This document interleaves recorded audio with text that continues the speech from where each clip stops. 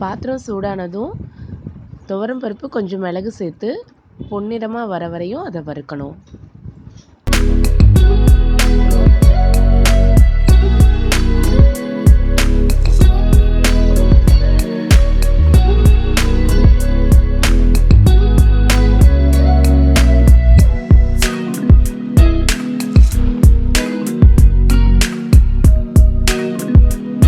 பருப்பு நல்லா ரோஸ்டடாக வறுத்ததுக்கப்புறம் ஸ்டவ்வை ஆஃப் பண்ணிவிட்டு தண்ணி ஊற்றி அதை அலசி எடுத்துக்கலாம்.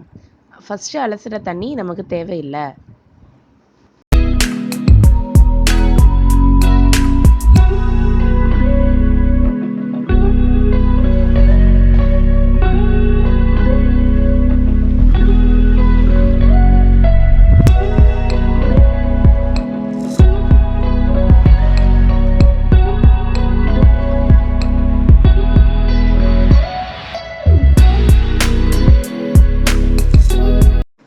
பருப்பை நல்லா அலசி எடுத்துட்டு மறுபடியும் அதில் ஒரு டம்ளர் அளவுக்கு தண்ணி சேர்த்து அதை நல்லா ஒரு 15 நிமிஷத்துக்கு ஊற விடணும்.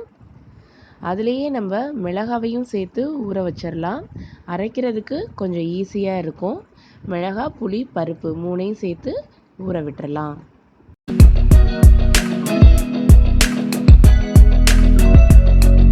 பத்து நிமிஷம் கழித்து பருப்பு நல்லா ஊறினதுக்கப்புறம் எல்லாத்தையும் மிக்சியில் சேர்த்து அரைச்சிக்கலாம். அதோட தேவையான அளவு பூண்டு, தேவையான அளவு உப்பு, இது ரெண்டும் சேர்த்து நல்லா ஃபைன் பேஸ்ட்டாக அரைச்சி எடுத்துக்கலாம்.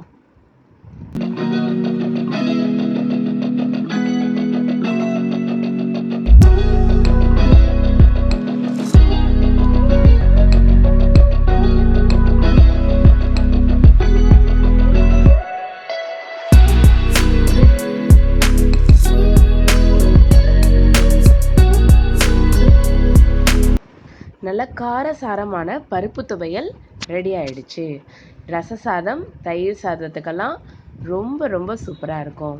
நீங்களும் இதை ட்ரை பண்ணி பாருங்கள். கமெண்ட் பண்ணுங்கள். தேங்க்யூ.